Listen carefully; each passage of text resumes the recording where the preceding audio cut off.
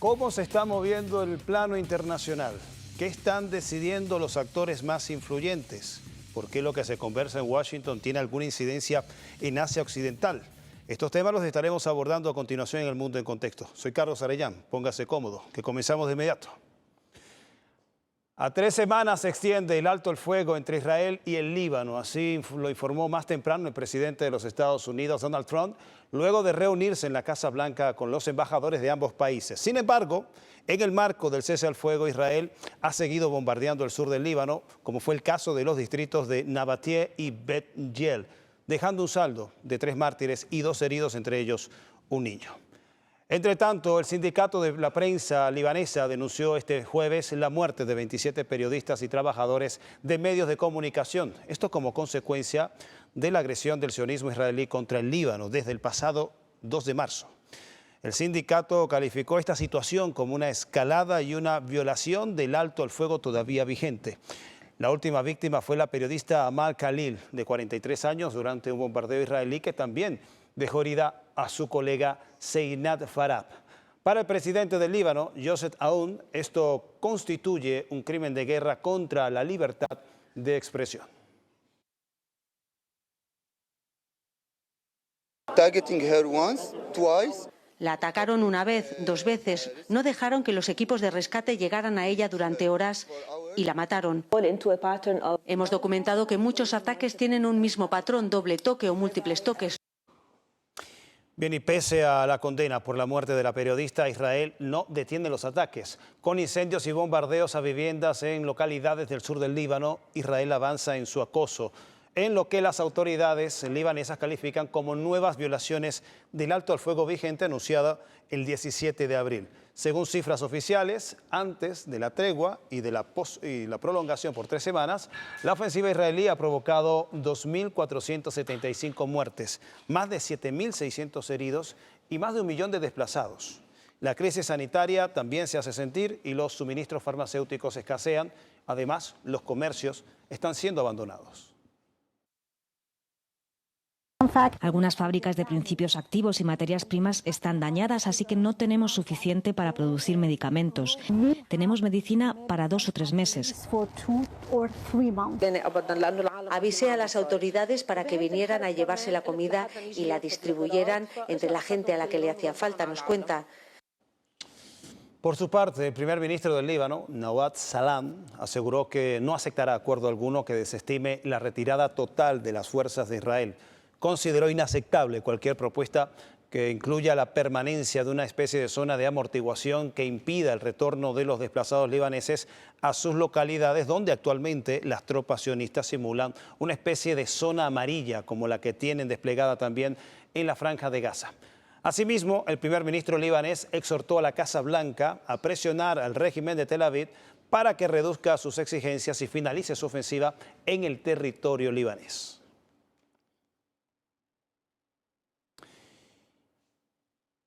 Bien, y pasamos a otro tema, pero más lejos, en Asia, al Asia Oriental. Y es que un giro histórico ha dado Japón en su política de seguridad nacional al autorizar la exportación de armamento letal, algo inédito desde el fin de la Segunda Guerra Mundial, lo cual le permitirá al país nipón vender armas a países socios. Por su parte, las reacciones en China no se han hecho esperar ante la controversial decisión de la política de defensa japonesa, por lo cual ya han expresado su preocupación. Desde Beijing, nuestro colega de CGTN en español, Yaya Bin, nos amplía esta información. Hola Carlos, sí, el gobierno japonés continúa adoptando posturas cada vez más preocupantes en relación con la historia de la Segunda Guerra Mundial y la seguridad militar, con actos cada vez más provocadores e imprudentes que ponen en riesgo la estabilidad regional y desafían la memoria histórica. El 21 de abril, el gobierno japonés aprobó la revisión de los 3 principios sobre la transferencia de equipos y tecnologías de defensa y sus directrices de implementación. Estas modificaciones permitirán, en principio, la exportación de armamento letal a otros países. Tal medida ha suscitado una oposición contundente y una creciente preocupación tanto en Japón como en la comunidad internacional. No estamos ante un simple ajuste de política, sino ante un punto de inflexión sumamente peligroso. Japón está redefiniendo de manera fundamental su estrategia de seguridad nacional, abandonando su enfoque histórico de defensa territorial para adoptar la capacidad de intervenir en conflictos exteriores. Los constantes movimientos de las fuerzas de derecha japonesa apuntan de manera manifiesta a la flexibilización militar. En este contexto, el Ministerio de Relaciones Exteriores de China ha denunciado que la remilitarización acelerada de Japón es un hecho y una realidad con rutas y acciones concretas. El ministerio también ha advertido que la comunidad internacional, incluida China, se mantendrá en un estado de alerta y resistirá firmemente las imprudentes acciones del nuevo militarismo japonés.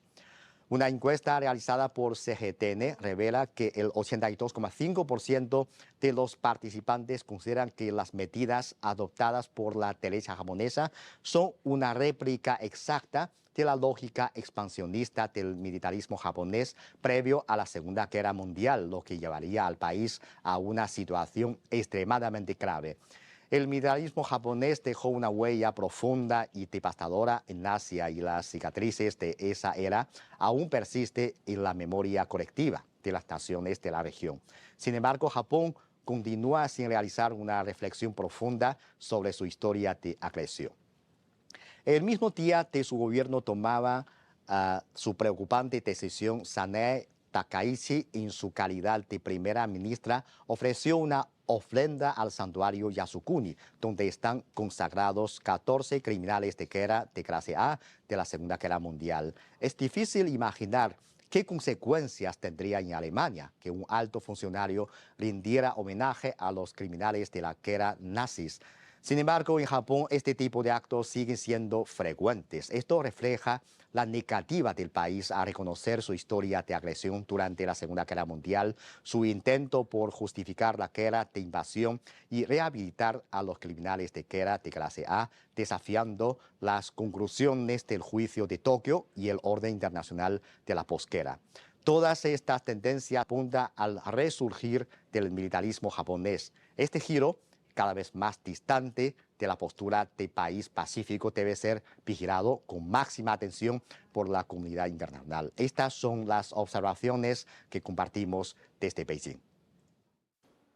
Bien, gracias a nuestro compañero Yai Yavin desde Beijing, colega de CGTN, compartiéndonos justamente la perspectiva desde China sobre este cambio de la política defensiva de Japón. Bien, le contamos que las tensiones geopolíticas no se están intensificando solo en Asia Occidental, como ya lo habíamos al comienzo, sino también en Asia Oriental.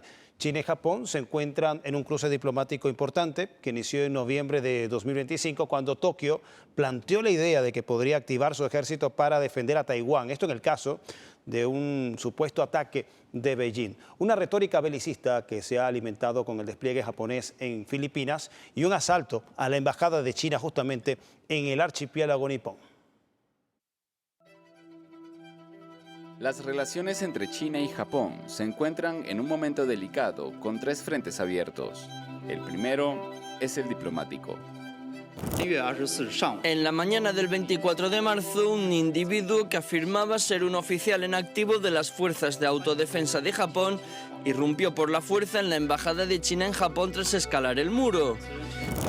El segundo, la seguridad nacional. Hoy cualquier persona que intente desafiar los intereses fundamentales de China o que trate de obstaculizar la causa de la reunificación de China no será tolerada por el gobierno chino, el pueblo chino ni el ejército chino. Japón debe reflexionar profundamente sobre la historia, aprender de ella, respetar el principio de una sola China. Y el tercero, el militar. Japón y Filipinas han firmado un acuerdo de defensa que permite el intercambio libre de impuestos de suministros durante los entrenamientos conjuntos con el objetivo de reforzar la disuasión frente a China.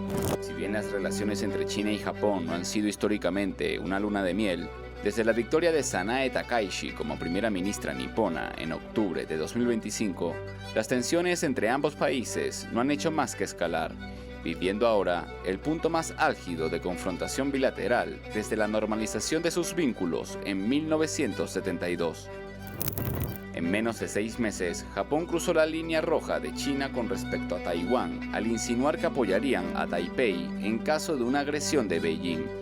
Aumentó su presencia militar en el archipiélago de Filipinas, hechos a los que se suma además la invasión de la embajada de China por un soldado nipón quien amenazó con matar a los diplomáticos. De esta forma, Tokio no solo refuerza la vigilancia en el mar meridional de China, en un esquema regional de contención frente a escenarios de crisis en Taiwán, sino que además comprueba el auge del neomilitarismo del nuevo gobierno japonés y que, de acuerdo a China, pone en peligro la estabilidad en el mar meridional. Bien, es menester comentar que estas tensiones entre China y Japón no son el resultado derivado de los últimos tiempos. Tiene un acumulado histórico de enfrentamientos, de agresión, de ocupación por parte de Japón a finales del siglo XIX y también durante el siglo XX. Antes y durante la Segunda Guerra Mundial ocuparon parte del territorio chino. Generó esto una importante confrontación, la resistencia del pueblo chino en contra de la ocupación japonesa, la cual saldó un saldo significativo de vidas humanas y por lo cual nunca Japón se ha disculpado con el pueblo chino, así como con otras naciones como Corea, como Sur Corea y la República Democrática también de Corea. Dicho esto, corresponde hacer nuestra primera pausa. Repaso uno de mis puntos de contacto en las redes sociales. En TikTok me puedes conseguir como @soyarillan. Tiene la dirección acá abajo en pantalla. No se aparte que en minutos estamos de vuelta con En Detalle, nuestro compañero Alejandro Díaz Bonet. Esa relación entre los videojuegos, la prefiguración de una conciencia que nos hace normalizar la guerra. Vamos a estar revisando ese tema al regreso.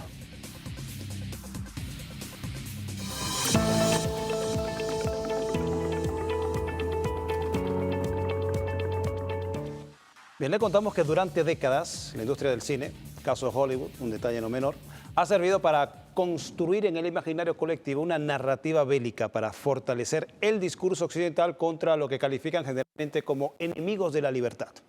Algo similar sucede con la industria de los videojuegos, que heredó y perfeccionó la fórmula del cine, pero con el añadido de la interactividad entre el espectador y la historia, donde no solo preparan a la gente para la guerra, sino que sirve también como captación de talento militar. Para profundizar sobre este tema, tenemos ya en el estudio a nuestro compañero Alejandro Díaz Bonet y su sección En Detalle, acá en El Mundo en Contexto, para que profundice sobre un tema que estamos viendo que no es un juego. Ananáis, vigente desde hace tiempo. Buenas noches, Carlos, para ti, también buenas noches para toda nuestra audiencia. Bienvenidos a la sección En Detalle. La industria de los videojuegos mueve anualmente cerca de 196.000 millones de dólares en todo el mundo. Una cifra que supera con creces lo que recauda la industria cinematográfica y la música, que juntas acumulan apenas 65.000 millones de dólares de ganancias anuales. Dentro de ese mercado, los videojuegos bélicos son los más vendidos y además funcionan como un campo de batalla ideológico en donde el entrenamiento es utilizado como un arma política para llegar a nuevas generaciones, moldear la percepción pública de los conflictos bélicos y fomentar el alistamiento militar, algo que se conoce como gamificación de la guerra.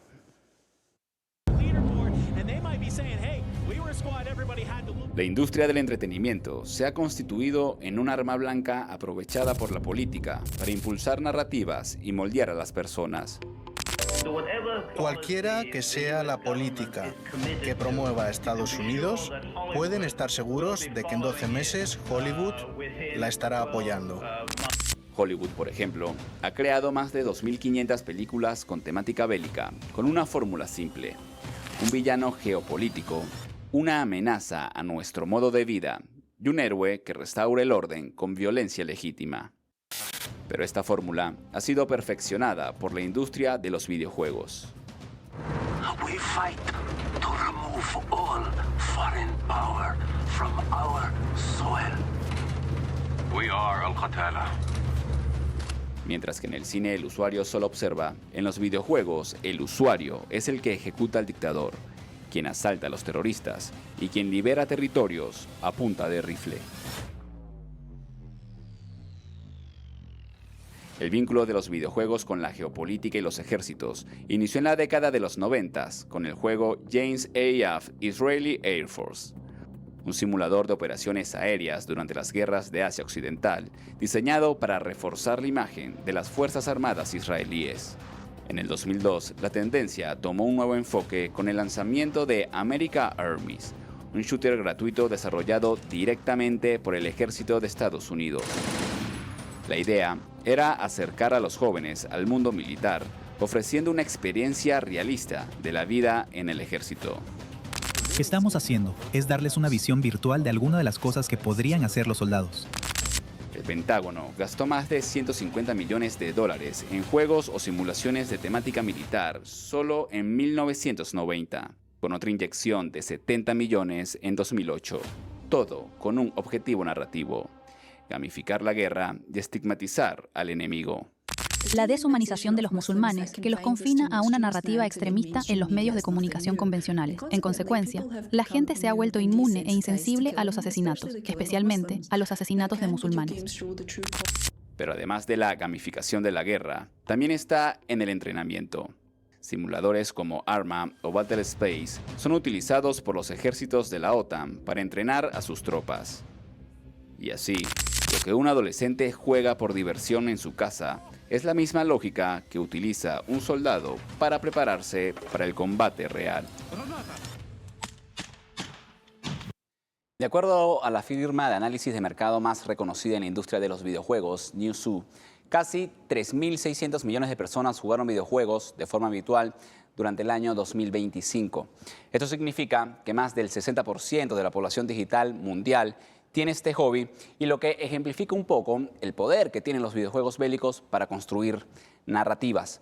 A continuación vamos a repasar algunos juegos que se desarrollaron con una clara intención política. Por ejemplo, franquicias como Call of Duty, Battlefield o Medal of Honor presentan sistemáticamente una visión donde Estados Unidos es el principal responsable de la caída del nazismo o de la victoria en la Primera Guerra Mundial, y se omite el papel del Frente Oriental o simplemente se limita. En otros videojuegos, como Mercenarios 2 o Call of Duty Black Ops, los protagonistas deben enfrentar lo que ellos califican como un dictador, y curiosamente, los escenarios de estas operaciones ficticias se desarrollan en naciones reales, como lo son Venezuela, Cuba, y en otras ocasiones incluso incluyen países de Asia Occidental y África. Y ahora, ¿qué compañías crearon estos videojuegos? La franquicia de Call of Duty es desarrollada por Infinity Ward y distribuida por Activision, que actualmente es propiedad de Microsoft. Ambas empresas son estadounidenses. Mercenarios, desarrollada por Pandemic Studios y distribuida por Electronic Arts, mientras que Medal of Honor, serie creada por un inicio por Steve Spielberg, fue desarrollada por DreamWorks y posteriormente fue desarrollada por Electronic Arts. Y ahora vamos a pasar a el tema del análisis, porque más temprano el equipo de producción contactó al psicólogo Fernando Giuliani para conocer su visión sobre este tema y saber en qué medida la interactividad del videojuego, es decir, ser quien ejecuta la acción violenta, refuerza los estereotipos geopolíticos que se intentan presentar también en el cine, donde el espectador es pasivo. Y esto, vamos a escuchar ahora qué fue lo que nos dijo. Yo creo que más que un impacto, el impacto que pueda tener sobre conductas que no me da el alcance para saber si tiene o no, y es muy difícil de comprobar, como pasaba también siempre con la televisión, por ejemplo. La televisión le cambia la conducta a la gente cuando ve películas violentas, porque esto no es de ahora, los videojuegos. Lo que pasa es que tú introduces en la pregunta un aspecto clave, que es la interacción. Claro, que eso profundiza mucho más las posibles afectaciones, ¿no? Pero yo creo que más que impacto, que capaz que lo tiene, lo que yo creo que sin duda genera esto es que va conformando en el pensamiento, en la manera, en la percepción de quien lo juega, o antes de quien es un espectador de películas así, va generando una especie de naturalización de la violencia, una naturalización de la guerra, una legitimación. Poco a poco, progresivamente, se van alojando en nosotros, vamos construyendo representaciones sociales de quiénes son los buenos, de quiénes son los malos. Por ejemplo, la naturalización de la guerra. A la guerra todos les tendríamos que tener horror como respuesta, pero fíjate, esto sí puede ir generando esa naturalización de la guerra, que repito, no solo están los videojuegos, todas las películas, ¿no? Generaron eso, las películas, la televisión, las series. Entonces la guerra deja de la guerra, la muerte, la destrucción, todo eso pasa a formar parte de algo que se va naturalizando. Sin duda que la interacción, cuando yo interactúo, yo mato, yo ocupo una ciudad, yo desplazo al otro, me hago cargo de un país, eso yo creo que profundiza mucho más esa naturalización y habría que estudiar. Muchísimas gracias a Fernando Giuliani por brindarnos un poco de su tiempo más temprano y podernos responder esta importante pregunta, porque como vemos, los videojuegos no son el único factor que explica el belicismo cultural y la insensibilidad con la guerra, pero quizás es el más efectivo porque operan en la sombra de la crítica. Por lo general, nadie va a sospechar que un juego puede estar preparando a toda una generación para la guerra. De hecho, un dato relevante es que 11 de los 20 juegos más jugados en 2025 en varios países occidentales fueron simuladores de disparos como Call of Duty, Battlefield e incluso Counter-Strike. Con esto le ponemos el detalle al contexto. Buenas noches y volvemos contigo, Carlos. Bueno, importante ese punto que ha mencionado el profesor Giuliani y también ha destacado al final, ese proceso de naturalización de la guerra a partir de la exposición continua a esta experiencia de juego interactiva. Desde jóvenes, además. Sí, desde joven, de la guerra a partir de las consolas de videojuegos y que nos hace también abordar con mayor conciencia el momento de uno exponerse y también de acercar a nuestros hijos este tipo de contenido y material. Muchas gracias a Alejandro Díaz Bonet con su sección En Detalle, abordando un tema que no es juego, aunque estemos hablando de videojuegos.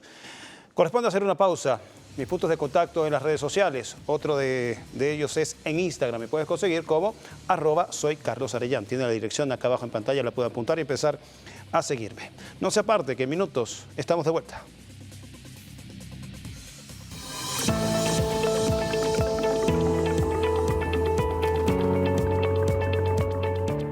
Bien, estamos de vuelta con más del Mundo en Contexto y lo hacemos en esta parte con información desde nuestro continente. Ante la ola de inseguridad que vive Ecuador, el presidente de esa nación, Daniel Noboa, persiste en decretar toques de queda, lo cual, unido a los estados de excepción, afecta las libertades y la economía del pueblo ecuatoriano. Veamos los detalles en el siguiente reporte. Desde su llegada al poder en 2023, la estrategia de seguridad del presidente de Ecuador, Daniel Noboa, contra el crimen organizado se ha apoyado en la ayuda militar extranjera y la promulgación de al menos 19 estados de excepción con sus respectivos toques de queda. Sin embargo, según cifras oficiales, el año 2025 fue el más violento del que se tenga registro en Ecuador, donde se contabilizaron 9.216 homicidios. Hasta abril de 2026, el gobierno de Daniel Noboa ha emitido un total de 8 estados de excepción durante su actual periodo presidencial que inició en mayo de 2025 tras su reelección. Pero si sumamos su periodo anterior del 2023 al 2025, la cifra total de decretos de excepción y renovaciones acumuladas en su gestión supera los 19 decretos. La expansión de las redes del narcotráfico ha impulsado una espiral de violencia que ni la militarización de las calles ha logrado contener. El presidente Daniel Noboa recientemente anunció el decreto ejecutivo 329 de toque de queda, una restricción de la movilidad nocturna en 9 provincias y 4 cantones de Ecuador. La medida fija la prohibición de circulación entre las 11 de la noche y las 5 de la mañana, desde el domingo 3 de mayo hasta el lunes 18 de mayo. Estamos recibiendo lo que los sectores nos están enviando, muchos de ellos, mejor dicho, pocos de ellos, porque fueron pocos los que hicieron en toque pasado, es el mismo pedido, dejar que sus vehículos circulen, dejar que sus cargas circulen, no vamos a caer en el tema de la libre circulación de algún sector que quiera o necesite que en ese momento lleguen su carga a algún sitio. Tenemos que arribar el hombro, tenemos que trabajar en conjunto. Es un esfuerzo que entiendo muy importante y muy grande que están haciendo los sectores, pero tenemos que atacar y acabar con el crimen organizado. La Cámara de Comercio, que aglomera a bares, restaurantes, discotecas y hoteles, pide al gobierno revisar la medida de toque de queda, porque las pérdidas podrían llegar al 40%. A su vez, el presidente de la Cámara de Turismo de Ecuador, Holbach Muñetón, afirmó que en la última medida similar de marzo de 2026, la afectación al sector hotelero fue del 10%. Eso ha determinado que el primer trimestre del año 2026 sea un trimestre bastante bajo en ventas para el sector en general. Un mes de primeras comuniones, un mes de matrimonios, un mes de eventos por el Día de la Madre, 8 conciertos del día previo que se hacen en las noches, restaurantes con los nuestros, esperando que esa gente que sale del concierto vaya a nuestros restaurantes y demás. Evidentemente no sabemos el efecto aún que esto va a ir teniendo. El presidente de Ecuador ha declarado a su país como un lugar de conflicto armado interno, por lo que ha justificado buena parte de su política neoliberal bajo el supuesto de atacar la inseguridad, la violencia y el crimen organizado, la cual, según medios locales, en el primer trimestre de 2026 tuvo 2.086 muertes violentas. En Ecuador atraviesa el camino hacia un colapso económico, también sanitario e institucional. Más de 300 trabajadores de hospitales públicos despedidos, constantes apagones programados, una crisis de inseguridad que paraliza el país como ya vimos. Son solo algunos de los muchos factores que han lesionado la credibilidad y generan rechazo a la gestión del presidente de ese país, Daniel Noboa. El más reciente estudio de opinión revela que 73% de los ecuatorianos desconfía del presidente Daniel Noboa, lo que evidencia un marcado deterioro en la imagen del mandatario con respecto al mes anterior. Los indicadores de rechazo a su gestión marcan ahora un 69% como negativa. Entonces, él llegará al 23% en las próximas elecciones presidenciales, pero la revocatoria de mandato está viva. Y está viva porque más de un 70% lo rechaza. Por eso ese es uno de los motivos por el cual hicieron las elecciones adelantadas. No desgastarse demasiado, porque el gobierno va bajando, va cayendo. O sea, los apagones definitivamente le van a afectar. Bien, según el sondeo, la inseguridad seguida de la economía y la percepción de mal gobierno y corrupción se ubican entre los principales factores de rechazo, como ya lo veíamos. El desplome en la aceptación de Noboa ha generado descontento en los ecuatorianos. El sentimiento de indignación aumentó del 37 al 40%, mientras que el miedo pasó del 25 al 28%, esto en el último mes. La situación de calificación, de gestión, de agrado, de confianza del señor presidente de la República y su gobierno están atravesando probablemente sus momentos más complicados, más críticos, desde que él asumió el poder el 23 de noviembre del 2023 por primera vez. En este momento, y con esas cifras, pretendes convocar a un referéndum. Y en este cuadro político y social del Ecuador, el presidente Daniel Noboa quedó habilitado para emitir el decreto ejecutivo con el que convocará a un referendo que se realizará en el segundo semestre del año. El Ejecutivo propone que la ciudadanía decida si está de acuerdo o no con eliminar la facultad constitucional del Consejo de Participación Ciudadana y Control Social en designar autoridades y trasladar esa atribución a la Asamblea Nacional. El organismo fue creado en 2009 durante el gobierno del expresidente Rafael Correa, que ha sobrevivido hasta ahora a varios intentos de restarle atribuciones desde la Asamblea Nacional.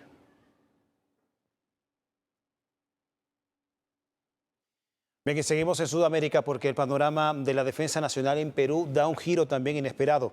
El gobierno interino de ese país, de José María Balcázar, confirmó que no procederá con la compra de los aviones de combate F-16 de los Estados Unidos, una decisión que ha desatado literalmente una tormenta política en el legislativo. El presidente interino de Perú, José María Balcázar, decidió posponer las negociaciones con Washington para la adquisición de 24 aviones de combate F-16 Block 70 por $3.500 millones. Argumenta que una inversión de esa magnitud no debe sellarse bajo una administración provisional. Estoy evaluando esa situación porque estoy conversando con el premier Arroyo para ver la toma de una decisión sobre este tema que de suyo es muy importante y y implica un endeudamiento para el país muy enorme. Entonces, dado que mi gobierno es transitorio y terminamos en julio, pienso yo por ahora, es cuestión de conversar con el gabinete, de que dejaríamos para el nuevo gobierno que llega con una elección y voluntad de la ciudadanía que elige un gobierno democrático, presente, fuerte, para que pueda afrontar temas de esta gran magnitud. Una decisión que generó malestar en la embajada estadounidense en Perú, mientras desde el Congreso cuestionan la postura del Ejecutivo y acusan de negligencia y de poner en riesgo la soberanía nacional. Es un hecho muy grave porque el Estado peruano había adquirido un compromiso. A algunos puede gustarles, a otros no, pero había sido adquirido un compromiso formal de parte del Estado peruano. El incumplimiento de ese compromiso puede traer consecuencias muy graves para el país y quizás pueda desatar también una crisis de gobierno.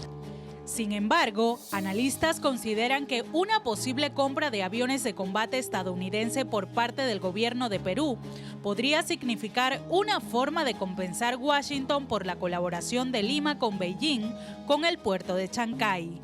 Perú, por ejemplo, ha estado en el foco de la tormenta para Estados Unidos por el tema del puerto de Chancay. Y la compra de los aviones era probablemente una forma de compensación para limar asperezas sobre esa situación.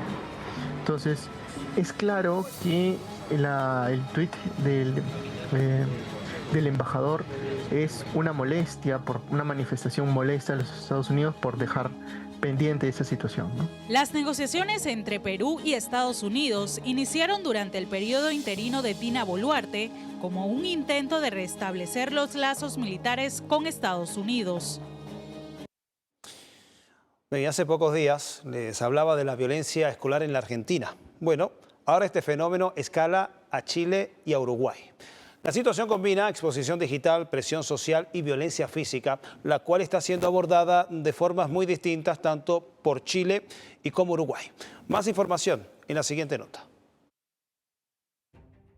La violencia escolar escala en Chile tras el ataque de un estudiante que causó la muerte a la inspectora escolar María Victoria Reyes, de 59 años, e hirió a otras 4 personas dentro de un recinto educativo ubicado en la ciudad de Calamaca. Este no es un hecho aislado, porque hay más de 700 denuncias por amenazas en escuelas registradas durante el primer trimestre de 2026. ¿Qué pasó a nivel familiar con la historia, digamos, de esta persona, digamos, que terminó asesinando, digamos, a una inspectora del colegio, su historia de vida? ¿Qué pasó con el colegio? ¿Qué pasó con los indicadores que apuntaban a que este joven posiblemente podía, digamos, incurrir en este acto? ¿Sí? Que es muy lamentable, reitero. Entonces, ahí tenemos que hacer ese análisis, revisar, tanto a nivel familiar, a nivel social, a nivel académico, qué es lo que nosotros estamos haciendo y qué nos faltó. En la Cámara de Diputados chilena se debate el proyecto Escuela Segura, que fue enviado por el gobierno, que contiene una serie de iniciativas para evitar la repetición de hechos como el ocurrido en Calamaca. Pero el texto recibió críticas por centrarse en el aspecto punitivo sin llegar al fondo del problema, como la salud mental, la extensión de la violencia a nivel social y digital, el aislamiento y la falta de contacto entre la comunidad escolar. Hay una hipótesis aún más inquietante. Las autoridades investigan el posible rol de una subcultura digital, la llamada To Crime Community o TCC.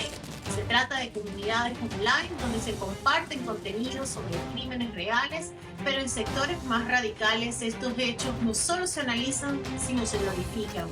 Un panorama similar se vive en Uruguay, con el incremento de las amenazas de tiroteos en liceos y escuelas técnicas, en redes sociales como TikTok, lo que ha generado atención entre las autoridades educativas y el Ministerio del Interior. Según la prensa, se trató de una broma ejecutada por jóvenes estudiantes para lograr la suspensión de clases.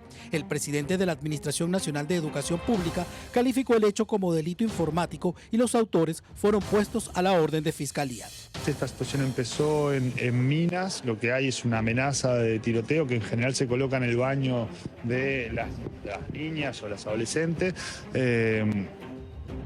Lo que trabajamos con el Ministerio del Interior es que esto no se puede minimizar, o sea, cada centro que recibe este tipo de situaciones formula la denuncia policial. Lo que hay que visualizar es que esto genera temor, porque en algunos lugares del mundo esto ha pasado, y que no es una cosa para andar haciendo chistes. Por suerte, por ahora es una broma de mal gusto. La influencia de las redes sociales digitales es muy marcada entre los jóvenes que exponen en la red secreta Peleas 2.0, una modalidad de violencia en Uruguay, en la que enfrentamientos a puñetazos entre pares o grupos de estudiantes son grabados y difundidos, los cuales se hacen en centros educativos o en sus inmediaciones.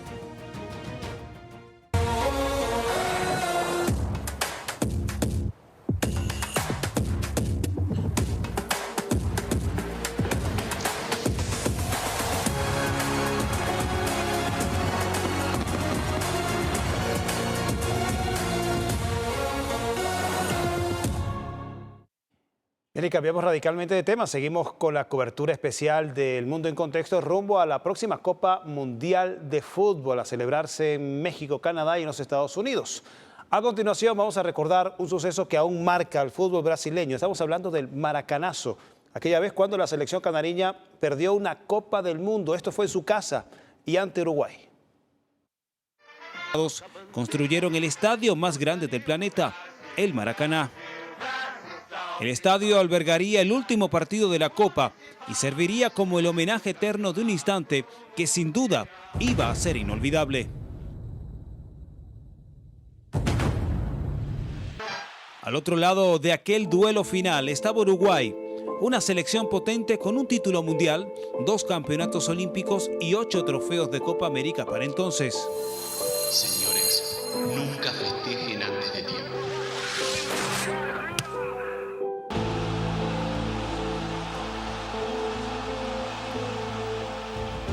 Que letra por letra les cayó en la cabeza a los brasileños como un maracanazo que todavía duele.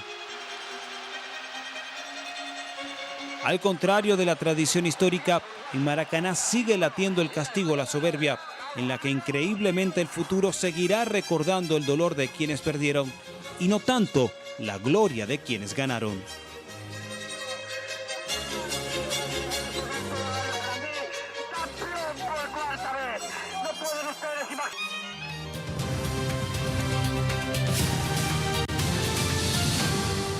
Tramo final de esta emisión del Mundo en Contexto. Este jueves celebramos el Día Internacional del Libro y en el Mundo en Contexto lo hacemos recordando a la insigne escritora venezolana Teresa de la Parra, al cumplirse este 23 de abril 90 años de su fallecimiento. Aunque nació en Francia en 1889, Teresa de la Parra siempre sintió su orgullo de ser venezolana. Y aunque desde joven estuvo entre Europa y América, prefería la lectura sobre la historia independentista de Venezuela. En 1910, Teresa de la Parra regresa a Venezuela trayendo desde Europa la idea de la emancipación femenina.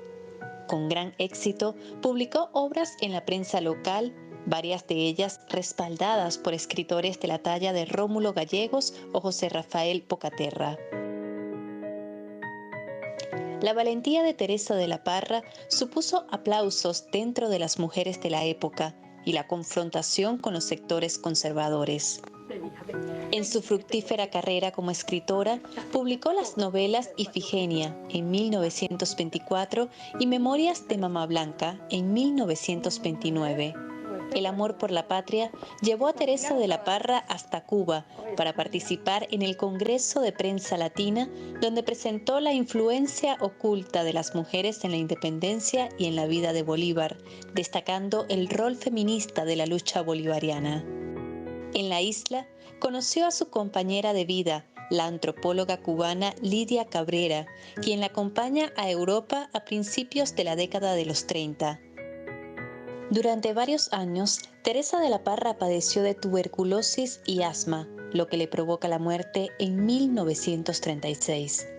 El país reconoció el legado de la magna escritora del siglo XX, trasladando sus restos al Panteón Nacional en 1989.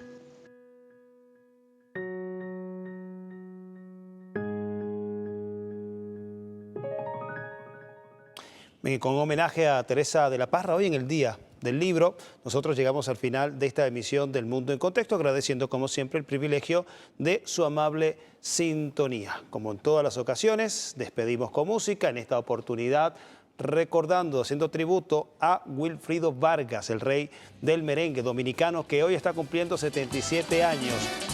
No es una indirecta contra nadie, pero este tema se llama Abusadora, así que disfrútenlo y, mientras tanto, disfruten de la programación que les ofrece Venezolana de Televisión, el canal de Venezuela Toda.